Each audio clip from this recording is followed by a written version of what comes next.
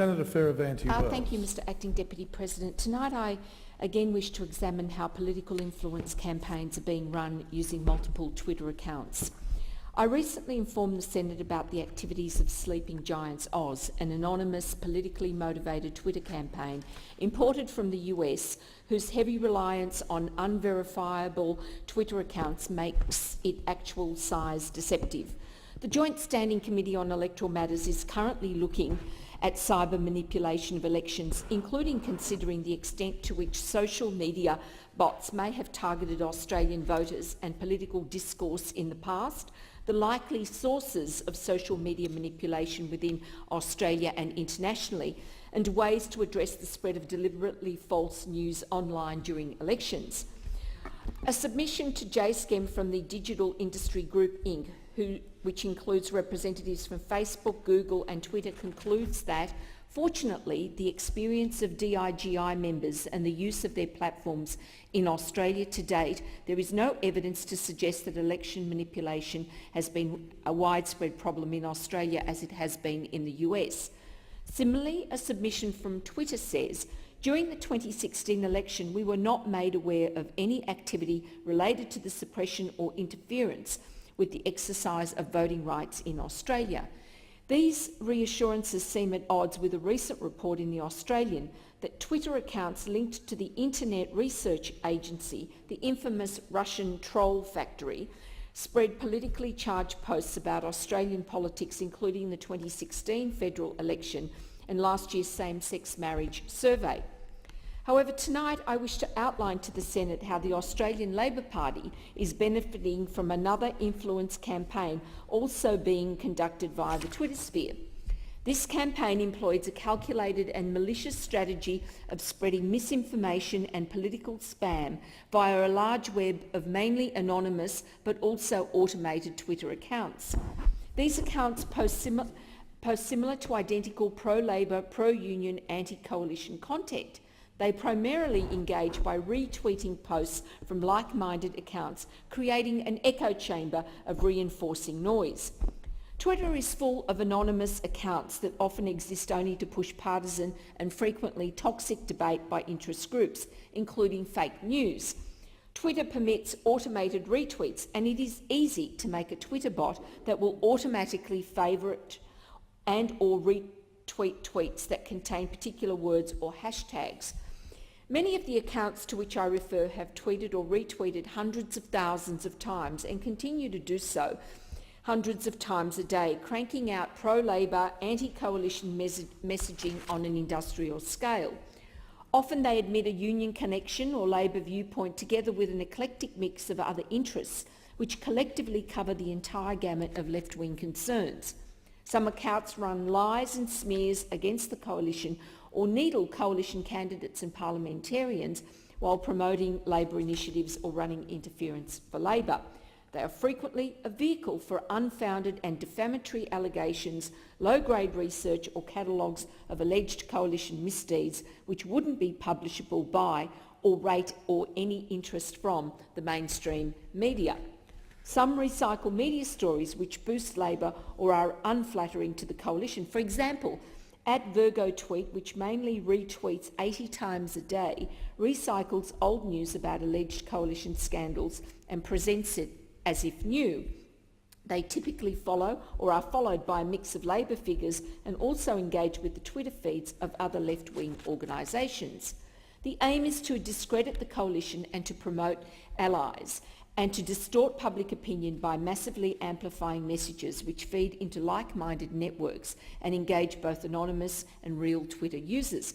These accounts often show signs of direct user engagement via unique tweets and topical comments, which is indicative of their close maintenance and operation.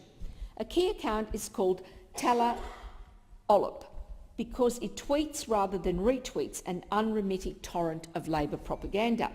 @Talop claims it is sharing information about the Liberal government, state and federal, their deception, lies and misinformation to the Australian public. Based in WA, @Talop has tweeted 230,000 times in the last 5 years, and that's about 125 times a day. Some of its anti-coalition material is scurrilous and intended simply to smear. It typically posts to three other accounts: Sir Clyde of Knob, @Nobby15, and Big Al, @Bananas51, and Mari R, @Randlight. Sir Clyde of Knob, supposedly a retired IT specialist, also based in WA, has tweeted 790,000 times over the last 9 years, an average of 240 times a day. It mostly retweets, but every 7th to 8th engagement on average is a personal tweet or comment on a post, showing frequent personal intervention. Both of these retweet extensively and also boasts about his Twitter reach, in a recent week receiving over 1,600 mentions, 1,500 likes, almost 400 retweets and 230 replies. Big Al, who describes himself as a lefty and a hard worker, has retweeted over 200,000 times in the last 4 years, an average of 135 a day, mainly retweeting a broad fare of left-wing commentary. Mari R, who says she wants Bill for PM, has retweeted almost 450,000 times over the last 7 years, an average of 175 times a day. Another such account is WSM Watchdog, supposedly dedicated to exposing unconscionable attacks on the poor. This account has tweeted 447 times over the last 5 years, an average of 240 a day, predominantly retweets of predictable anti-coalition and pro-Labor material. But MSN Watchdog was stung into life by my recent speech on Sleeping Giants Oz, claiming that the Liberal Party hates social media because they are hopeless at it. If being good means flooding the Twitter sphere with propaganda up to 100 times a year, I'll take that as a compliment. MSN Watchdog retweets far more frequently than Sir Clyde of Knob. Some days it only retweets hundreds of times. Other days there are also some personal tweets and comments. Both accounts appear operated closely by individual users, but are almost totally reliant on retweets as a method of amplification. Who has either the inclination or resources to, in the main, retweet 240 times a day, year upon year? I suggest that the description of many accounts as being operated by unionists offers a clue. Another account, Old and Cranky, which describes its owner as a true believer still looking for the light on the hill, good luck, has tweeted 329 times in the last 4 years, an average of 225 a day of anti-government messaging. Its last 3,200 engagements are all retweet. Similar, Gold Coast Nurse describes its owner as a proud union delegate and member, tweeted 88 times a day in the last 5 years, and has also not tweeted an original thought in its last 3,200 tweets. What I have described tonight is the Twitter equivalent of a Labor union telephone tree, a Twitter tree, though perhaps a better analogy would be a jungle, and the law of the jungle applies when it comes to its content. An organised union operation backed by Labor volunteers is the most likely source of this influence campaign, but the anonymity of accounts means we can't be sure exactly who they are. These accounts were active during the 2016 election. They're in full swing and, unless checked, will be active during the next election. Twitter's submission to JSCM claims that we focus on developing machine learning tools that identify and act on networks of spamming or automated accounts automatically by tracking account behaviour. This lets us tackle attempts to manipulate conversations on Twitter at scale across languages and different time zones.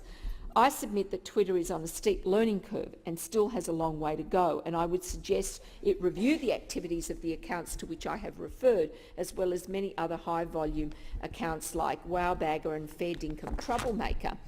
As we approach the next election, we need to be aware that political interest groups, as well as potential state actors, are trying to amplify their messaging and distort debate, including by disseminating fake news using social media platforms.